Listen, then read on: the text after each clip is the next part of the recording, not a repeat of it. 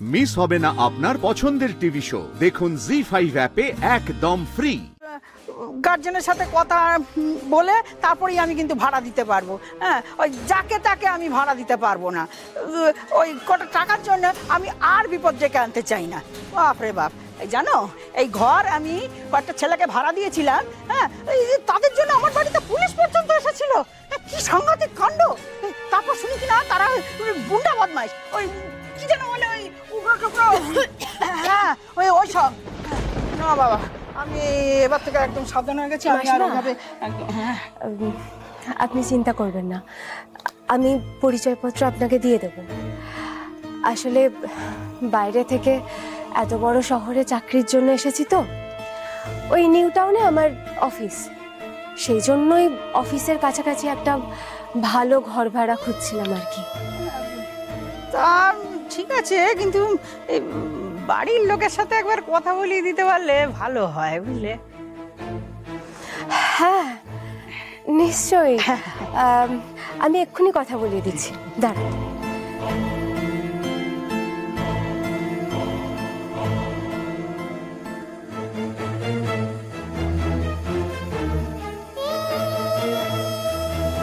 Hello. হ্যাঁ, আমি ঘর ভাড়া দেখতে এসেছি। হ্যাঁ বলছি, ভালো করে দেখে নিয়েছো তো বাড়িটা কোথায়? আমি সব ভালো করে দেখে নিয়েছি আর বুঝেও নিয়েছি। আর ঘরটা ওই রাজারহাট নিউ টাউনের ভেতরে। ঠিক আছে। শোন না দাদা,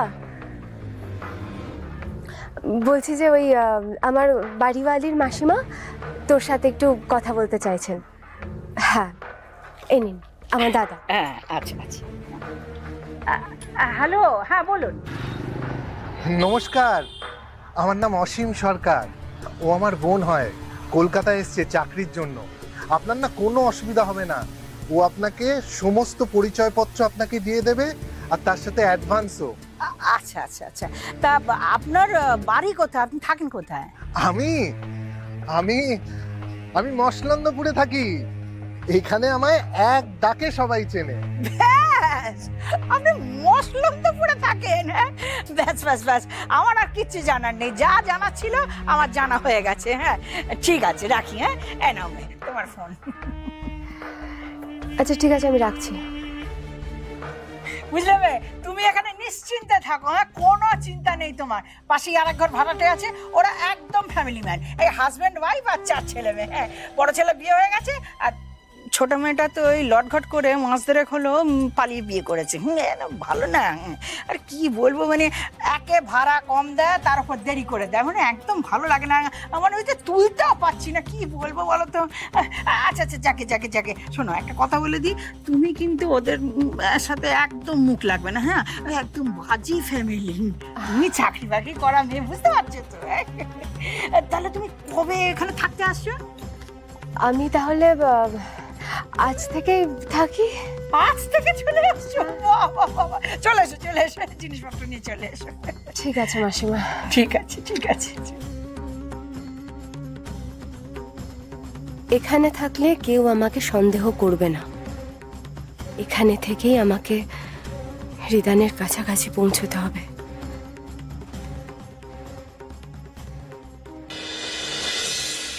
কিসব করছে? কাল রাতে ওটা হয় দড়ি টড়ি নিয়ে কিসব করতে যাচ্ছিল। দিদি, তুই কেন এরকম করছিস? দিদি কি হয়েছে আমাকে বল, কেন করছিস? আমি আর পারছি না ড্রাইভার। তোমাকে আর পারতে হবে না। আমি আমি সেই কারণেই তো নিজেকে একেবারে শেষ করে ফেলছি। দিদি চুপ কর, শান্ত হ। কেন কেন শান্ত হব বলতে পারিস? হ্যাঁ, কেন শান্ত হব? তোর শ্বশুর বাড়ির লোকেরা তোকে মেরে ফেলতে চেয়েছিল, আর আমি দিদি হয়ে সেটার প্রতিবাদ করতে গেছিলাম। শুধুমাত্র এটাই কি আমার অন্যায় বল? হ্যাঁ, এটাই আমার ভুল। তারপর থেকে প্রত্যেকটা মানুষ আমাকে যা নয় তাই বলে অপমান করছে, যা নয় তাই বলে। এমনকি তোর শ্বশুর বাড়ির লোকেরা আমাকে একেবারে দূর দূর করে তাড়িয়ে দিয়েছে। আর তোর বর আমাকে থ্রেট করেছে। আমি মরে গেলেই তোরা সবাই খুব খুব ভালো থাকবি, খুব শান্তিতে থাকবি। দিদি না, তুই শান্ত। মা যাও তো, জল নিয়ে এসে যাও। তুই বসবি, চল বস। মা তুমি জল নিয়ে আসো। কেন এরকম করছিস? না দিদি না, একদম জল খা, তুই জল খা বলছি। জল খা। আমার এত অপমান আমি আর সহ্য করতে পারছি না। অপমান তো তুই ওনাদেরকে করেছিস। ওনারা তো ভদ্রলোক দিদি। হ্যাঁ, কিছু না জেনে শুনে তুই ওই বাড়িতে এতগুলো পাড়ার লোককে কেন হাঙ্গামা করেছিস? কারণ ওই বাড়ির লোক, তোর শ্বশুর বাড়ির লোকেরা তোকে তোকে খুন করে ফেলতে চেয়েছিল। আমি তার প্রতিবাদ করতে গেছিলাম। এটা আমার ভুল। হ্যাঁ, তুই ভুল করেছিস। কারণ আমার সঙ্গে ঠিক কি হয়েছিল সেটা তো তুই জানিসই না।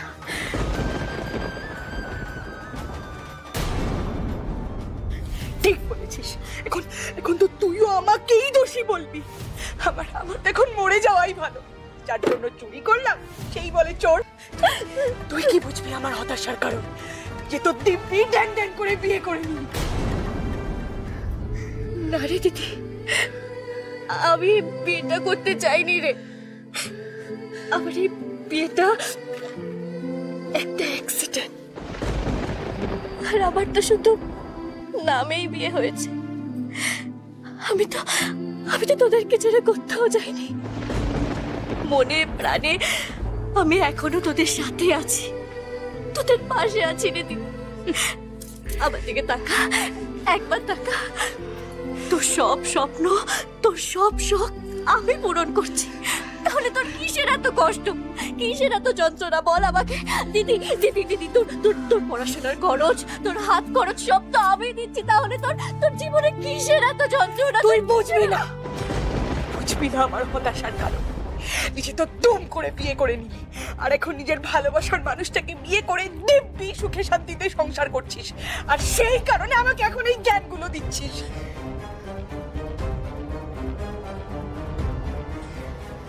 ভালোবাসার মানুষ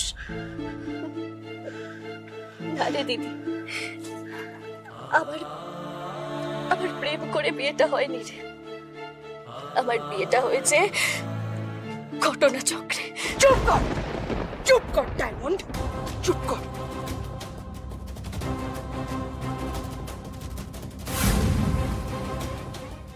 ডায়মন্ড বড়া পাও, ইন্টারেস্টিং। গুড মর্নিং ম্যাডাম, আমাকে 2 মিনিট দিন, আমি আপনার বড়া পাউডার রেডি করে দিচ্ছি। ডায়মন্ড, এই মেয়েটার নাম ডায়মন্ড। এমন সুন্দর একটা ছেলেকে বিয়ে করে এখন তো তুই সুখে একেবারে ডগমগ করছিস। সুখ যে জোর করে পাওয়া যায় না রে দিদি। তাই আমাকে হিংসে করে নিজেকে কষ্ট দিস না রে, নিজের ক্ষতি করে দিস না। এই মেয়েটার দোকানেই তো সকালে বড়া পাও খেলাম। হ্যাঁ, কি যেন নাম ছিল, ডায়মন্ড বড়া পাও। তার মানে মেয়েটা নিজের নামেই দোকান দিয়েছে। ওই ডায়মন্ড এই বাড়ির মেয়ে। জি5 ডাউনলোড করুন আর সব এপিসোড দেখুন একদম ফ্রি।